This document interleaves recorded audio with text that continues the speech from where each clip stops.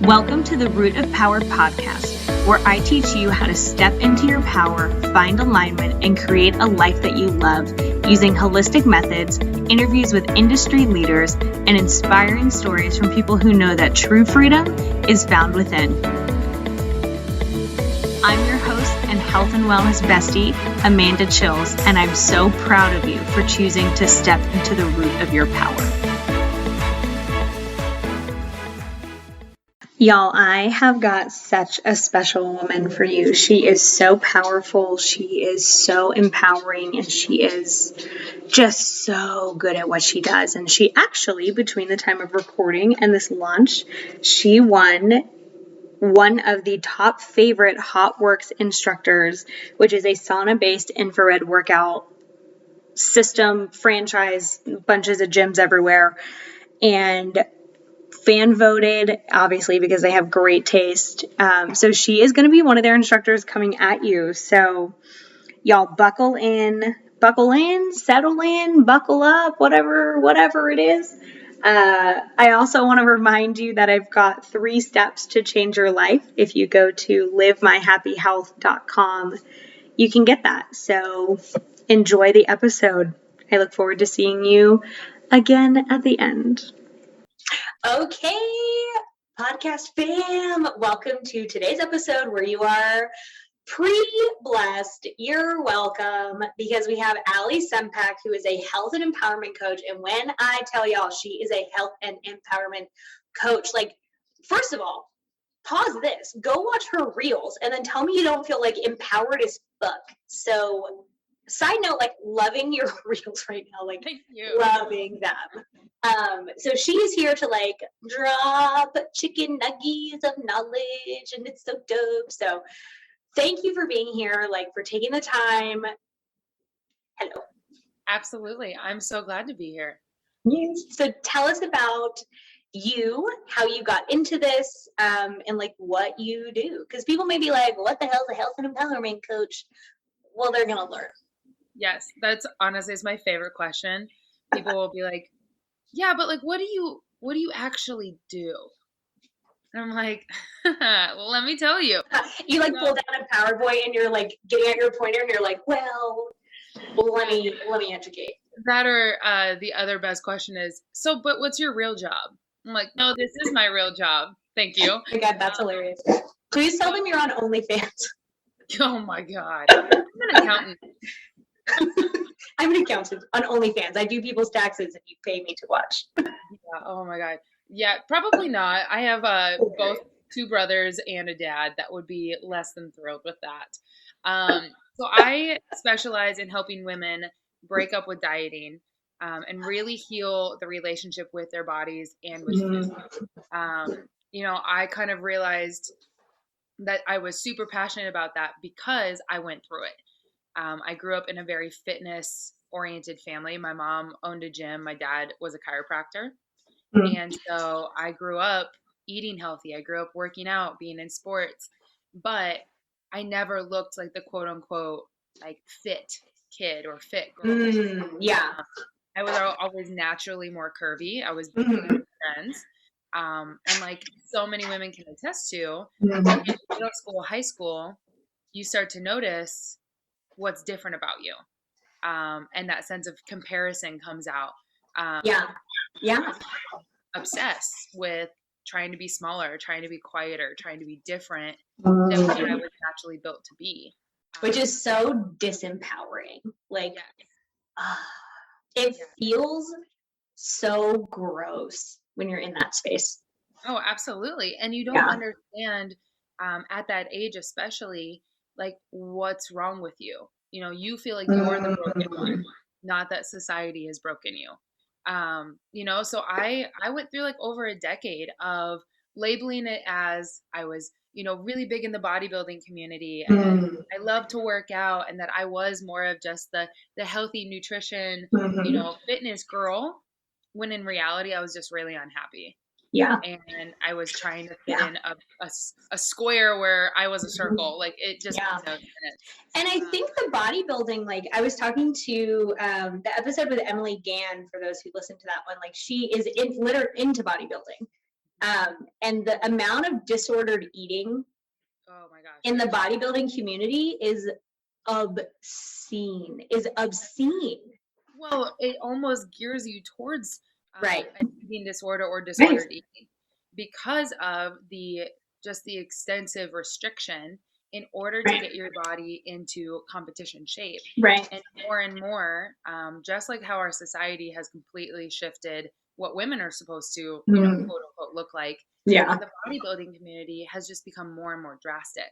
It was extremely popular in the 80s, and that's kind of where my mom's side of the family came from. They were all really involved in that. And then you move into now where you have to be even leaner, you have to be smaller, you have to be more crazy.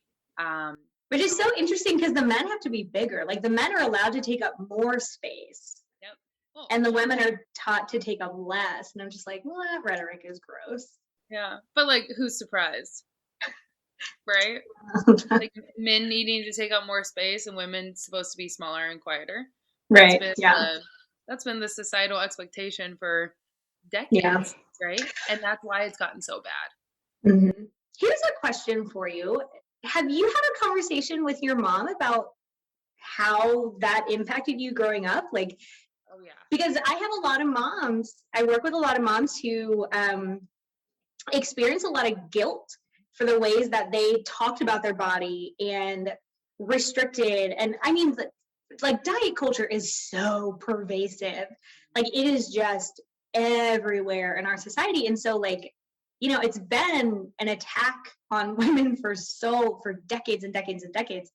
And I have a lot of moms who deal with that guilt. And I'm wondering how you and your mom navigated that conversation, because that's not easy. Like, no, and it definitely still comes up. She mentioned the other day, she's like, I feel like I failed you. When you talk about our experience and our relationship, in high school and college and how it kind of shifted, she's like, I feel like I failed as a mom because you were so unhappy. And I have to remember, it wasn't her fault. Our moms or maybe our aunts or whoever our female figure is in our life, we start to grab on subconsciously to what they're saying at a very young age. I mean, I'm talking like 2-3 years old, you start to grab onto those things. And if they don't realize it within themselves, what are they supposed to do? Like, there's not a way to counteract that. And so now that I am in a much healthier space, I'm helping other women. We kind of joke that I started coaching her. Yeah. She's like, okay, Coach Allie, I got it. I'm aware. Like, because of just like to give you a little background. Yeah. I remember probably the heightened point of it was when I was in high school. I was like 15, 16. That sense of control that I wanted to have all over my body, and I couldn't get it to do what I wanted it to do. And I just felt lost. I didn't feel like I fit in. I didn't feel like I had friends that understood me. And everything my mom tried to do, I know now, was trying to help, was trying to make me feel loved, was trying to help me find the answers I was looking for. But because we come from different experiences, we have different ways that we see things. Everything she said was the exact opposite of what I wanted to hear. Right. Wow. So I'm sitting there saying like, I'm too big. I can't wear my friends' clothes. I, was so hard on myself. And she'd be like, well, just drink water. Or like, oh, well, let's go work out. And if you like work out every day this month, like I'll take you on a shopping spree. It was always that like kind of reward mentality versus just acceptance. Right. And so I, not only saw that, but then also looking at like my mom is stunning. And I'm not just saying that. Like my mom looks like she could be freaking Miss America at 60 years old. Yeah. She's beautiful. But she was not raised in a household that was told to be confident, that was told like that's a good thing. She was taught. Yeah. She was taught to have humility, but to such an extent that it wasn't just being humble, it was almost being self-depreciating. Yeah. And so allowing that to happen, she was super, super hard on herself. Yeah. So then you've got 16-year-old me that sees my Right. mom who's like a size 4 Right. saying, oh, this doesn't look good on me. I'm too big. I need to watch what I eat this week. I need to do this, that, or the other thing. And she's also a fitness instructor and works out all the time, eats super Yep. healthy. And then I'm over here like a size 8 at the time, Right. thinking, holy crap, if you're not beautiful and you're Right. not happy, What am I? you don't make me, Mm. right? Yeah, that's So powerful. that's a lot of the stuff that we had to get through. And honestly, it took me moving out, going to college, Mhm. moving states away, having to deal with my own shit Yeah. in order to explain to her what triggered me and why Yeah. it happened. And in a compassionate way. Yes. Because that is it's never an easy conversation. Even if both of you like understand and come to it with compassion, like there's a lot of feelings there and it's not easy. Yes. Especially because she is my best friend. Yeah. I mean, That's so like sweet. me and my mom are the same person. And that also makes it even harder Right. when you're having a conversation with someone that is just like you. You start to butt heads, right? Yeah. So now how that's shifted and how I kind of even explain to moms, whether they're clients of mine or not, is just acceptance and asking like, Mhm. what do they need? What does your daughter need to hear? Yes. Really sitting there and just listening and Mhm. saying like, I'm not trying to fix you. I'm not trying to Right. give you the answer. I'm Mhm. just trying to be here. Mhm. Because I wasn't looking for an answer. I was looking for Yeah. someone to say, you are perfect the way that you are. Mhm.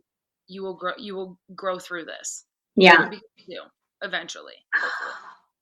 I just want everyone to like replay what you just said because it's so good. Like just go back and replay it.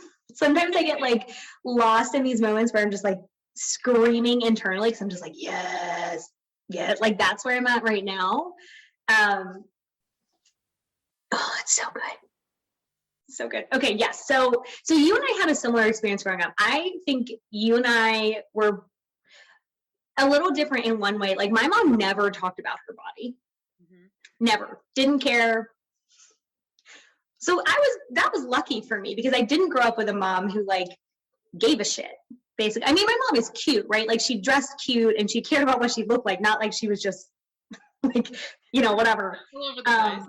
Right, yeah. But she like wanted cute clothes, but it really wasn't until I was an adult that I saw and heard things. Like right now, my mom won't wear tank tops because she's like, my arms are flabby. And I was like, well, if anyone says that to you, punch them in the face. Like, no one's going to say that to you. So watching her go through these things, I was lucky as a kid that I didn't hear it. And my dad never cared. Like my family didn't grow up. That was my like safe space. Yeah. Yeah. My dad was like, you're beautiful, whatever. Yeah, we'd be arguing, and my mom would be like, "I don't know how to help you. Yeah. I just need to go sit with my dad." Yeah. And he'd be like, I have no idea what's going on. He's like, come sit, we're fine. Yeah. So the interesting thing, so I grew up as a synchronized swimmer, which is a very artistic sport. So you're judged on the way you look. And it was very clear when I was competing that like taller, thinner girls, like this sounds fucked up to say it now, but they look better. Like they look better. It's like rhythmic gymnastics or like ballet, right? There's those things that are really, really ingrained. So growing up as a girl who was normally a size 8'10", when these girls were so small, which was them, right? That was just their normal. That was really hard. And so you get in this space where you're like, I literally cannot be this version of success. Yeah. And it becomes so personal. And that is heavy to work through. That's what we're all trying to work through, is that it's like looking at societal expectations, right? What women are supposed to, quote unquote, look like. Right. We've been told from day one that the smaller you are, the prettier you are, the healthier you are, the better clothes look on you. Healthier, quote unquote, as well. Yeah. Right. And so we are literally programmed to see, okay, she's tall and probably thinner and has long hair and she looks like the ideal woman. Yeah. When in reality, none of us look the same. Right. And I read a quote by the woman who's in The Good Place, the Indian actress Jamila. Yes, I know who you're Okay, I cannot think of her name right now.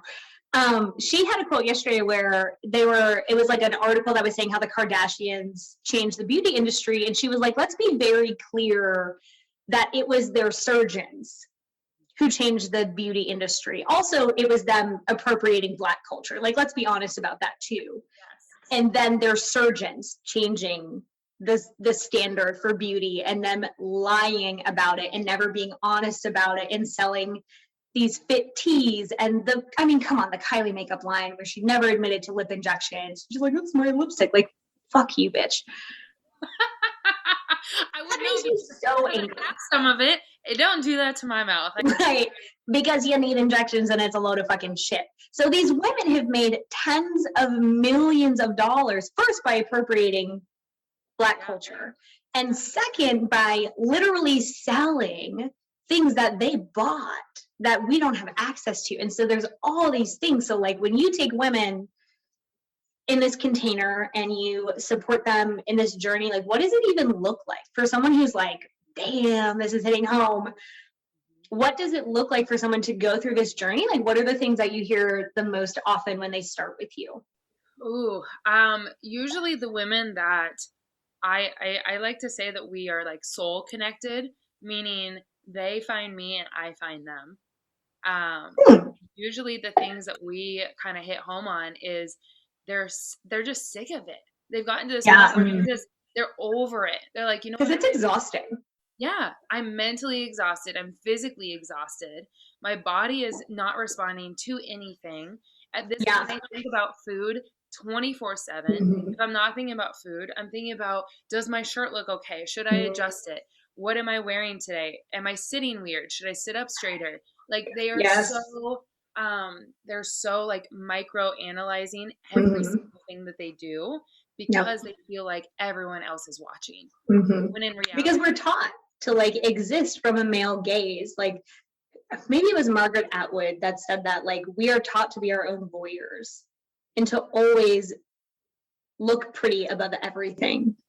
And it's because that apparently gets you further in life, right? I mean, no, it literally does. Like that's true. Like thin privilege, attractiveness privilege, like those things absolutely exist. I mean, we could talk about fat bias for hours. We may want to do another episode on it, but yes, absolutely. Because the women, they basically just get to this point where they're like, you know what? I'm obsessed.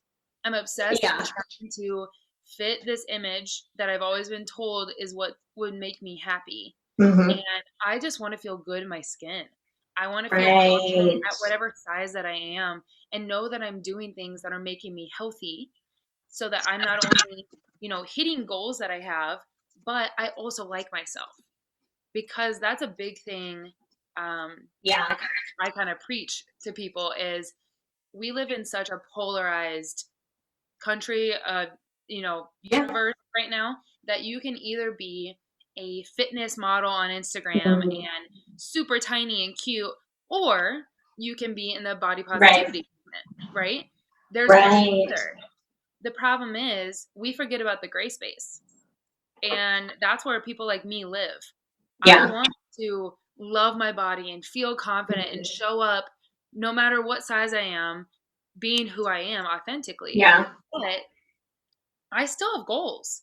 I still have things that I want to achieve. And I don't think that's a bad thing if it comes from a place of knowing that I don't need to lose weight in order to be happy. Now, weight loss might be a byproduct of figuring out all the other shit. Sure.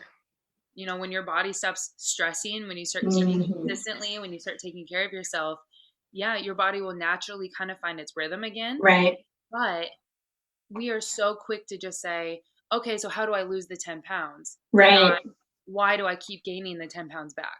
Yeah. Ooh, good reframe. I like that. Reframe. all about that reframe. I love it. So something I hear often and challenge often, and I don't know if you're on the same wavelength. I have mostly women, but like men as well experience it.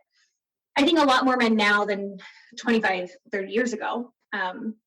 But still, and they'll say, I want to love my body. I have to love my body, but it feels so fake. It feels so fake. Like I'm doing affirmations in the mirror. And this may be a good topic to touch on because one of the themes I think we're going to definitely hit is like how to practice or how to even start appreciating or loving your body. So when I record episodes, I'm thinking like, okay, like what would be a good like title for this?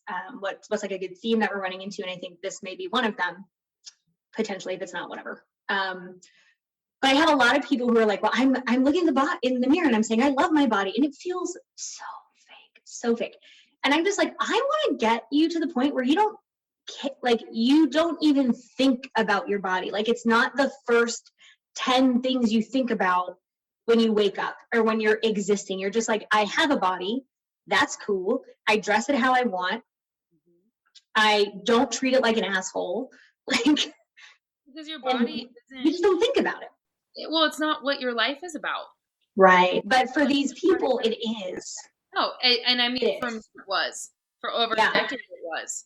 So what was how do you go from it's all you think about, you're obsessed, what you're eating, what you look like, all of those things we talked about, like obviously the process is long and not this clean, but what are some of the like steps to get someone to even transitioning into that where it's like, yes, you have a body, but that's kind of where it ends. Like, you're just like, okay, cool, I have a body, but it doesn't stop me.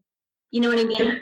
And I think, so there's a few answers to that question. I'm like trying to pinpoint all of Start somewhere and we'll end up. It's fine. Yes. So one thing is that when we try to do these affirmations or we hear about intentions or things like that, they're still physical focused. They're, I love my body because it's pretty, or my hair is nice, or, you know, something that is still kind of surface level physical compliments to ourselves.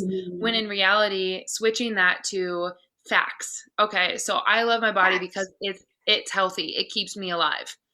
I love my body because it allows me to go on walks with my mom, right? Yeah. So I tell people to start with like, it holds your organs in place. Yes. And they like think I'm joking. And I'm like, no, I literally want you to start with like, it holds my organs and that's nice.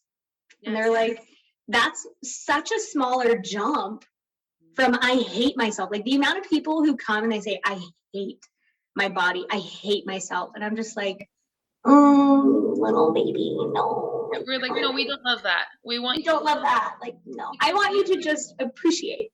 Yes. And this is the only body that you're ever going to have. Until we learn to like jump bodies, yes. Yeah, I mean, Elon Musk is probably working on it right now, but like he sucks. Yeah, let me know when we also conquer time travel and you know, jumping from place to place. But on that note as well, I made a post of this on my page actually. You do not always have to like yourself in order to love yourself. And there is a because you might not like what your body looks like. You might not like your job. You might not like something about your personality. But that does not mean that innately you can't love yourself because you are the only one that will ever be on this earth. So if you don't love yourself, why is anyone else supposed to? Right? And so I look at that like, I guess the path that is not linear, it is a roller coaster of, you know, trying something and failing and trying something and failing and self-sabotage and going back and forth. But really what I take my clients through is like 3 main pillars. And that's mindset reframe, because I think in any circumstance, your mind always has to come first. Because if your mindset is not in the right spot, nothing else is going to follow through. Nothing's and then we always go into intuitive eating. And so what I mean by that is, you know, you shouldn't have to track your food for the rest of your life. Agreed. Now, if you're an athlete, if you are competing in some capacity, there are some other caveats. And I don't think that some ways of like tracking macros. I don't think it's like the devil. I think there's Yeah. definitely beneficial realms to it. Yeah. Problem is we become so obsessive and come from the standpoint of I'm going to do this so I can lose weight, not I'm going to do this so that I can get stronger. I'm going to do this so I can even out my hormones. I'm going to do this. Our why is wrong. Yeah. And I always transform them into just kind of overall body confidence. And what I mean by that, it's never truly about what you look like. Your body means like your authenticity. Like, who are you innately, right? Because that drips into your career, that drips into your relationships, your family. Keep going. Right? Like, if you show Keep up going. authentically and like are 100% yourself, tell me every other aspect of your life is not going to follow suit. Can you repeat what you just said? Show up authentically and everything else is going to fall in line. It is. That's just how it works. 100. When we're disingenuine with who we are and what our body is meant to do and what it does for us, of course it's going to fight back because it's pissed off. Right? Repeat what you just said again. Like what you just said. Repeat it one more time. Like if you continually fight with your body, of course it's going to fight back. What does that look like? That looks like restrictive eating. That looks like binge eating. That looks like being mean to yourself or comparing yourself to other women. That's, as small as saying things like, yeah, no, this looks fine. Like I got it from Target, instead of saying thank you. Right? I'll take it one step further. It looks like anxiety and depression. Yes. You wonder it looks like, oh, that's a big thing that comes, like hits me straight in the heart when clients come to me, because 9 times out of 10 they say they have anxiety. They say, I'm struggling with depression. Yeah, no shit. Right. And I'm like, okay, so did I for a long time. Right. I mean, there was a point where I was going to my 9-to-5 job, and I kid you not, I sat at my desk.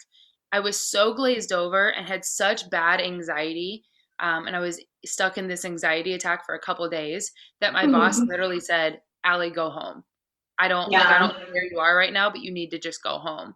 Yeah. And I had to sit down with him, explain to him what was going on, that I was like breaking. Yeah. And I just got chills.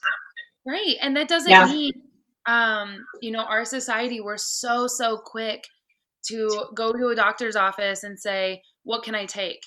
Yeah. Right? Because we want to fix the symptom. Y'all, if we fix the underlying issue, which is probably trauma, which is probably experiences, which is probably things that you put your body through, those symptoms won't exist anymore. You won't have to be on medication. Now, again, are there caveats for that as well? If like your hormonal levels are completely out of whack? Yes. But for the mass majority of people that struggle with anxiety, that struggle with these feelings all over the place, it comes from never healing the underlying issue. Right. Yeah, that's something I see all the time. Now, obviously, depression, anxiety are real. They are not always an underlying issue. Sometimes you do need medications. Like, let's just be very clear about those things. We are not dogging medication. They have their place. They have transformed lives for people. Absolutely. What it sounds like you are saying, and where I stand as well, is that when you dig the rot out, I call it living within your integrity or living in alignment. Same thing, right? That you're saying when you are within your integrity, when you are authentic, like when you are living in alignment, you're doing what you say you're going to do, you're doing what you enjoy, you don't do bullshit that you hate, you're actually taking care of your body, not like, oh, I do a face mask. Like, fuck your face mask, okay? Dig the rot out of your soul. Like, that is where we need to go. Yes. Anxiety and depression symptoms catastrophically, most of the time, decrease. Yes. So people can have that brain imbalance that makes them more susceptible to, or, like literally they have depression and anxiety, but it is so much easier to manage. Yes. Or the symptoms go away. I see that all the time. Like, the symptoms go away. Not that they don't have depression or anxiety, but it is not a death sentence.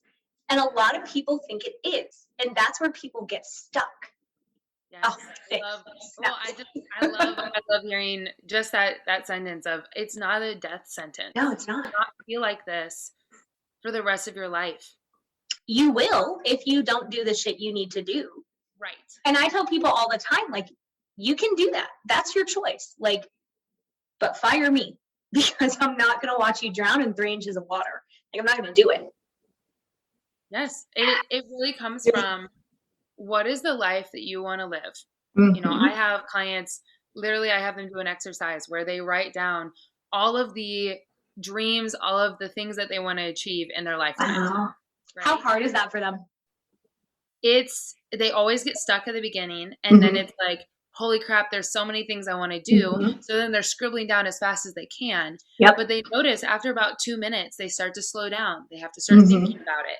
And that's on purpose, because I want them to see, you feel like life is really short. Like you're not going to have enough time to do everything. Right. But when you start to slow down, you have to start thinking about like, oh, what else do I want to do? Life is also really long if you want it to be. Right? And we get tell me. Keep going. God. Yes. So we get so stuck within our comfort zone of, this is what my life is supposed to look like. This is what I'm supposed to do. This is the job I'm supposed to have, that we go through life doing all these things for someone else or to achieve something. And we never actually do the big dreams that we have. And maybe that is just paying off your damn parking tickets. But like for me, I always kind of joke, but I'm serious. One of mine is to be on either the Today Show or Good Morning America. Yes. I want to be on there. I want to be empowering women throughout the United States. Like I want to get to that point. And for most people, when you say that, they're like, well, that's kind of like that's a big dream. Like, how are you going to do that? I'm like, I don't know how, but I know I'm going to work on the why I'm doing it. Yeah. Right. And here's the thing. Yep. And you can be the why. Yeah. And you can be firm about your goals and flexible about your methods, right? Something I was thinking about this morning is I always wanted to be a talk show host. Like I wanted to be Ellen, right? But like nice. And then I was so fun. Right? I have a podcast. Yeah. This is a talk show. I like people who aren't just my mom listen to it. And I'm like, I have like firm about my goals, flexible about my methods. And I never told that to anyone. Like I didn't tell people I wanted to have a talk show. I told David the other day, my boyfriend, and I was like, this is so cool. I have a podcast. People listen to me. I can support people. Like, yes. I mean, firm about your goals. So when I went into college, this will give you a little backstory here, but when I went into college, you have to declare a major, right? I had no idea what I wanted to do. I had friends that had their minds made up for years. And I would always tell my mom 2 things. I want to help people. Yep. And I want more. And she was like, what does that even mean? I was like, I want more than the average life. I don't want to wake up and go to a 9 to 5. I don't want to have, I hate to say, like a husband and 2.5 kids. Like, how do you have a kid? Well, I'm averaging it for the rest of us. You know, I just didn't my stepchild see myself as that, that lifestyle. And not that lifestyle is bad. That lifestyle is wonderful. If that's what you want. People. But in my heart, I was like, I don't know what my job is yet, but I know that I'm meant to be doing more. I know that there's something out there. Now, full circle, how does an obsession about your body and the hatred for your body derail that? What have you seen? Like, because it derails it and it keeps you in a loop. Yes. How does it do it? The biggest thing that women don't notice, but we all have in common, when you hate your body, when you become obsessed, kind of that control freak comes out, right? You tend to fall into abusive relationships, or at least relationships. Balance, like even if they're just imbalanced relationships where you're giving more. The mass majority of us, it's because you don't have that inner worth you're trying to find it externally. So you look Yeah. for the external validation, and almost overcompensate for it. So you tend to pick partners that also overcompensate that affirmation. And it's usually not for your benefit, it's for theirs. Right. And so a lot of my clients that come to me are like, wait, so I'm not the only one that went through an emotional, like, abusive relationship, or No. went through a bad breakup, or went through this or that or the other thing. I'm like, no, that's almost part It's so common. It's part of like the disease. Yeah. That when you don't have that self-worth anymore, you're trying to control everything. You actually have zero control. Right. And you try, like, what I find is, and clients don't love when I say this, but it's true. Like, you try and manipulate people into loving you. And the way that they do that is to be smaller and to be yes people and to do everything they can to manipulate people into loving them because their gap is so big. And a lot of, well, I don't talk about that often actually. But a lot of people don't know, like, the gap from doing that to not doing it really doesn't take that long. Like, it doesn't. It's just self-realization. So for me, and boundaries. Yes, and healthy boundaries are huge. Yes. And I realized that, like, because it was never, at least in my circumstance, it was never my partner's fault. Again, it was my mental state and how back and forth, and there's a lot of context there. It was not helpful. I want to be careful that, like, people who get into abusive relationships, it is the abuser's fault. Like, 100% victims do not ask for it. Even if it's a manipulative, like, verbally abusive, that is, I want to just be very clear. Like, I don't think that's what you're saying, but I don't want someone to take it that way. In my instance. Sure. My instance, it could have gotten worse had I not gotten out. Yeah. However, and that is their fault. Like, they're adults. Yes. That's the abuser's fault. They know what they're doing. Right. They're very good at it. And what I see now with so many of my women as well is, when they're not in a relationship, then it is more of like a power thing where they want the attention, but they also want to keep that guard up, that boundary. And so they want the male attention so that they feel good about themselves and feel like they're doing the right thing, but then they don't want anyone to get near them emotionally. Yeah. That's funny because I see it as the opposite. I often see women and men, like, outsource their power. So they say, I'll do anything for you to love me, instead of saying, I'm good. Like, I'm good.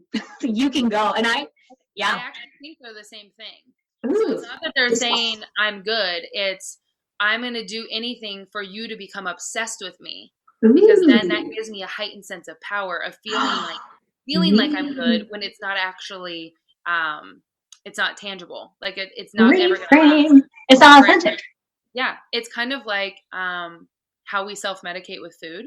We look for that serotonin boost. We look for that next high in life that's going to keep us excited, keep us happy. And then when that goes away, we drop right back down, instead of finding this energetic neutral where you have the highs and lows, but you always come back to the baseline. Yeah. I tell people all the time, the goal is to be content. Yeah. Like, no one's happy all the time. A lot of people think I am, because in general, like, I have a lot of energy. I'm pretty much happy, but, like, don't say. But mostly I'm just content. Yeah, right? Like, great. But, like, mostly I'm just content, and that tends towards happiness. So something I see, maybe you see too, is, like, when you, and I call it digging the rod out, because that's what it is for me. When you dig it out, like, you just have so much more room to, one, handle stress, because now your reservoir is clear. Yes. And two, like, really, most people's neutral is to be content but never satisfied. Does that make sense? Yes, absolutely. Because kind of the way I look at it is, who you are is innate. Like, you were born who you are. However, your situation, your environment, people around you, the way you look, that is always evolving. So you can be content in who you are, but still never satisfied. You always want to experience more. You want to see more. You want to do more. You want to help more. You want to feel more, whatever it is. Please start a podcast. Like, I'm not joking. I've been not joking. Twice. Do it. Like, I've also been told, this is totally off topic. I've been told I have an ASMR voice, meaning it's very like soothing or like, started OnlyFans for it. oh my God, absolutely not. You can do ASMR. It doesn't have to be like sexual. You can just read the phone book. I think it's That's because so my funny. voice is so low, but I think it's like just like you are. Like I'm so passionate about helping women step into their most authentic selves and realize it has nothing to do with your body. Now, yes, do I want you to be healthy? Do I want you to be taking care of yourself? I'm not saying completely ignore that factor. That is a huge point. But it's part of it. Exactly. It's You all right. full circle. It all has to be, like you said, in alignment. That's why I teach mind, body, soul. Your mind has to be in alignment with your body. Your body has to be in alignment with what you actually want. Like what is your life meant for? I just want to scream.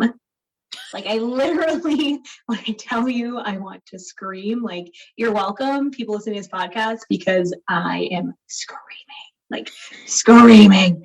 Fuck yes. Like everyone go back and listen to this podcast 9 times because it's oh god, it's so good. We're gonna have to do multiple episodes.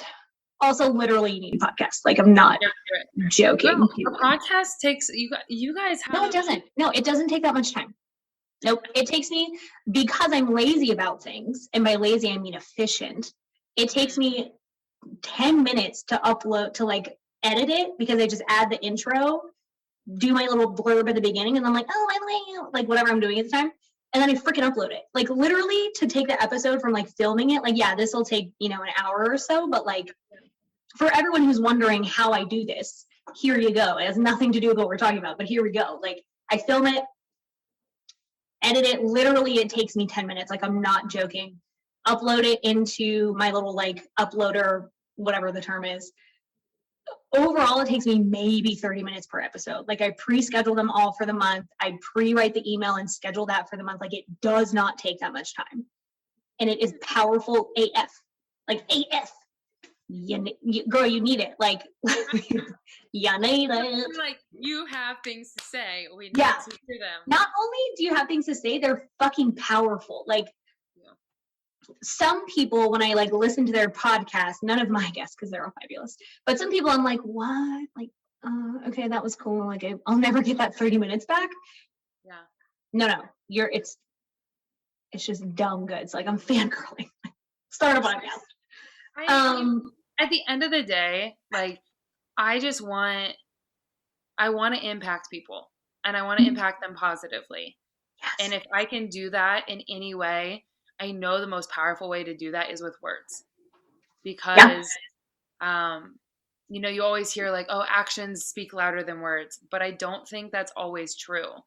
I might be able to show up for you, I might be able to be there, but if I can speak some kind of truth into you that finally makes you sick, like that's what I want to be doing. If I know that my strength is my compassion and my literally my vernacular, that's what I'm going to use. Like, so when people, yes. So how do people go from, because we're probably almost at an hour. How do people go from like, I'm so exhausted, I'm obsessed, I'm like, to circle back, I'm sick of this, like my body, literally thinking about my body takes over my whole life. I'm hangry all the time. I'm on these diets all the time. Like I'm always on a diet. I'm never where I want to be. I'm weak. I'm tired. Like, there's a few things that I what do would they do?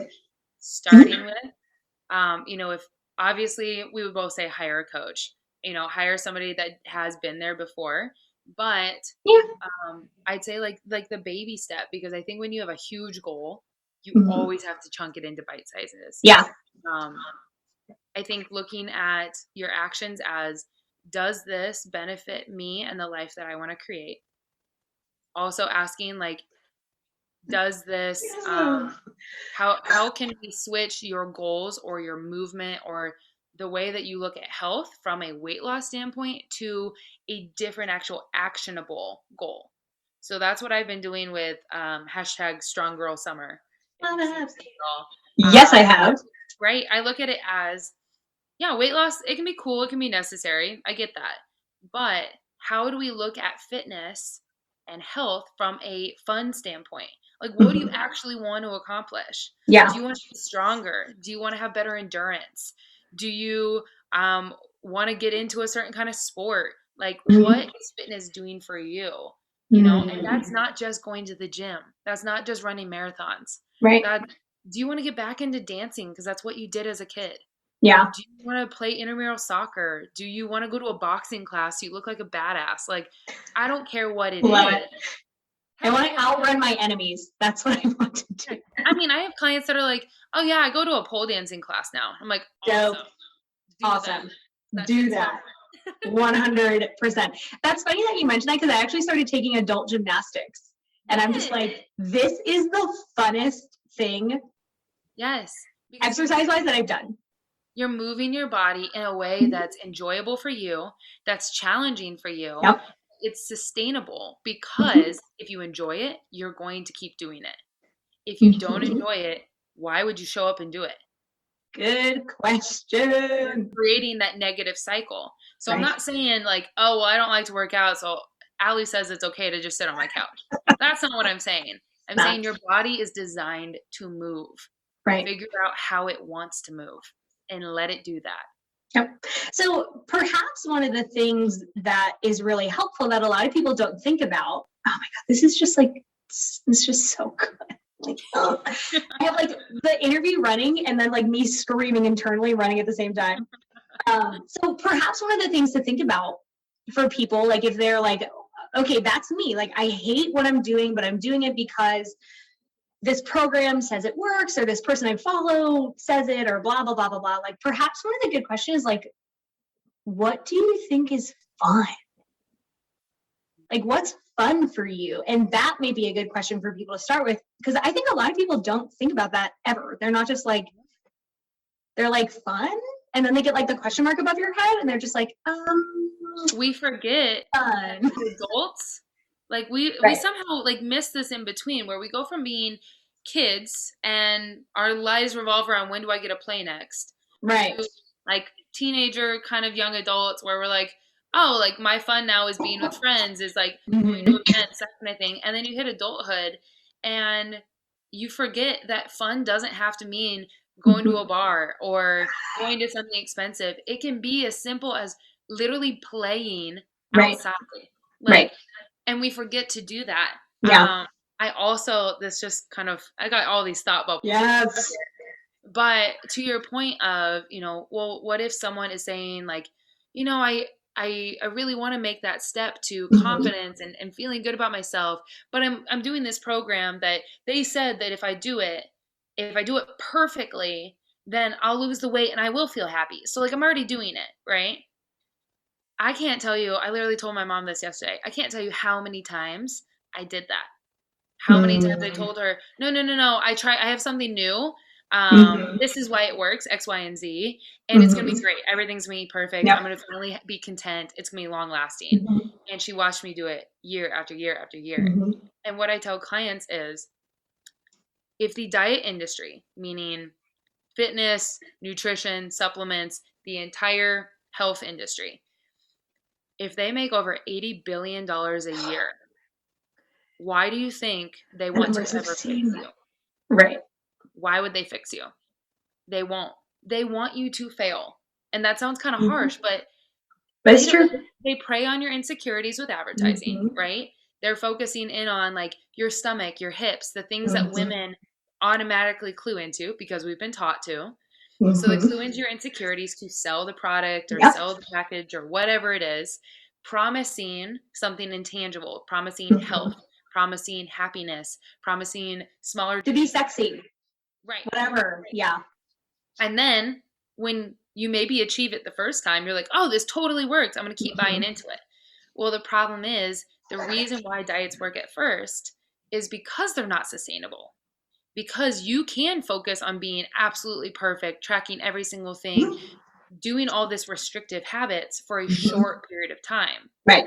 Eventually, your body will say, fuck off, I'm not doing this anymore. And Yeah. you back to that screw it all mentality.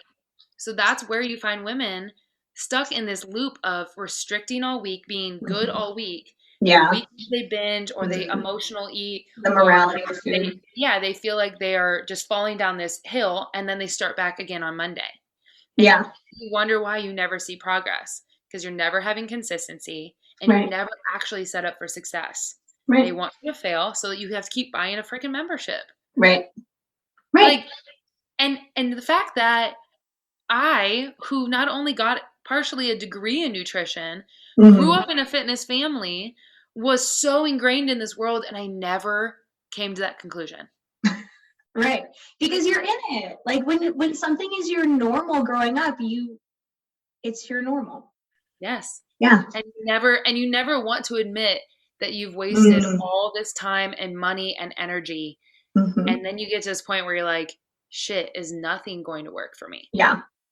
Yeah. So here's a good question for people that are like questioning that. If you didn't think the thing that they're advertising was a problem until you started reading their advertisement, that's just marketing. Yep. If you never thought that my mom's flabby arms were a problem, right? Who gives a shit? Until someone started telling her they were a problem, like, that's definitely something to question. So it sounds like a beginning for a lot of things. It's like question the advertising that you're exposed to. Question why you feel the way you feel. And I think question who profits off of it. Yes. Like, who benefits from me feeling bad about my body? Side note, patriarchy. Like, shitty men who own these makeup companies, like that would be him. Well, I mean, and the wellness companies. At that point, like, so I got a lot of degrees, but it's because I couldn't stop learning. So one of my degrees is in advertising. I originally went to school to be in advertising and public relations. That's so cool. My entire college career was learning how to manipulate people's feelings in order to sell. Yep. And it felt gross. And so it feels gross. Yeah, and that's why I didn't go into it. But now in the position I'm in, being able to see how they all intertwine and where advertising even came from. Like, if you think about it, like 1920s, 30s, think of like if you've ever seen Mad Men on Netflix. I guess it technically wasn't always on Netflix. It was on a different show. But regardless, that's where it's Netflix. Right. So if you think of original advertising agencies, what they looked like. Women were not advertisers. They were the secretaries. They were not allowed to have a higher position. So the people putting out the advertisements for women were men. And not that every man is bad. It's not like this is not a dog on men. I love men. I think they're great. As a group, though. As just a generation, it's been men that created these advertisements pegged on what a woman should look like. And then it's just continued and continued and continued. Yep. And we've just shifted it a little bit each year. Yeah. But we wonder where that came from. It wasn't a woman's idea to say, hey, let's talk how terrible you look and how you can lose the weight. That was not a woman's idea. Yeah. Like, and if it was, I don't like her. Yeah, we dislike her. But a lot of, that's a whole separate conversation. Yes. Oh, this could go in 12 years. Many conversations, so it's beautiful. So if people are like, damn, Allie just personally attacked me on this podcast, like, how do people find you? How do they work with you? How do they hang out with you? Yes, I love all people. I want to be friends with everybody. So my Instagram is Ask Coach Allie, and it's just ALI. Website coming soon. We're currently manipulating some things, so it's not there yet. Do you have I was going to say the web handle. Oh my God. Do you have the website? Not yet, because my name is spelled ALI. It is the most common name in the entire universe. Because it's not just Ali, it's Ali. And so I get into some copyright issues there. So we're working on that. That's what's holding us up right now. But when it happens, just let me know and we'll put it in the show notes. Amazing. Yeah. So come to my Instagram, follow, DM me if you want. Link in my bio allows you to have a client inquiry. I run both group and one-on-one coaching right now, and we just kind of filter through that throughout the year. I am a very big advocate for making sure that I'm the right coach for you and that you're the right client for me. Because if we're not a right fit, then I want to send them to people like Amanda or send them to other coaches that are in my network that might be a better fit. Mm-hmm. Which is really the most important part. Like, research shows the relationship is really the biggest variable for success, which is absolutely. Doubts. And there's more than enough coaches. There's more than enough clients. We might as well continue uplifting each other and empowering each other to find our best fit. That's so on brand for you. I love it. So on brand. Dude, yes. Okay, so if you want to leave our wonderful, enigmatic people with like one thing, if they listen to the whole podcast, I'm like, holy shit, my mind is blown. But you want them to remember one thing or carry forward one thing, what would that be? Whew. I know. There's so many options. Pick one. One of my favorite quotes that I live by, that my clients live by, is the only way out is through. If you want to get out of the situation that you're in, you have to go through it. And that's not only to learn experiences, but to have the life that you want to have, you have to go through. So only way out is through. Mic drop. Oh my God. It's so good. I'm just like not even going to talk after that because it's so good. Okay, so Instagram at Ask Coach Allie. Yes. Y'all seriously go follow her. It's so good. Also follow me though if you're not, because that's rude. So what are you guys doing? What are you doing with your life even? Like, Jesus. Suffering probably. Okay, dude, thank you. Like, oh, you're so welcome. Like, so good. Just I'll come back whenever you want me. Every day, please. Every day, come back. I'll just move in. Got it. That, you know what? We have a whole farm, so it's fine. You can live with the goats who get out every day, so you'll be out every day. It's fine. No, the goats are fun. That's here nor there. So thank you. You are beautiful. Like, everyone go take that and absorb it and like listen again and again. Yeah, no, send it to your friends, send it to your mom. Send it to your friends. Tag us though when you are listening to it, because I always like to know when people are listening to things. I'm just like, yeah, so cool. I love to know just like takeaways, because I know that, we touch on a wide range of topics, even just in an hour. And I like to know what part hit home for people, right? Because it's always going to be different. What part do you feel attacked by? Yeah. Let us know. I feel totally insulted by, because I am sorry. Although I'm not. Like, you're welcome, actually. I'm not sorry. I'm a feisty Italian that's extremely blunt and sarcastic. You're welcome. Okay, so everyone. You love me, but you hate me. Yeah. Dude, thank you. All right, go have a beautiful day, everyone. Like, love you. Be good. Yes. Woo! Oh, wait. No, I don't want to end it. Crap. I almost ended the meeting. I just want to stop the recording. It really is true that you are the average of the people you spend the most time with, and I am so honored that you allowed me and Allie the space to hang out with you and to get into your brain and support you. I would love to hear from you, and I would love to know what you're thinking about, how you're feeling, and if there's anything that you need. So get at me through livemyhappyhealth.com. All right, y'all, go be good.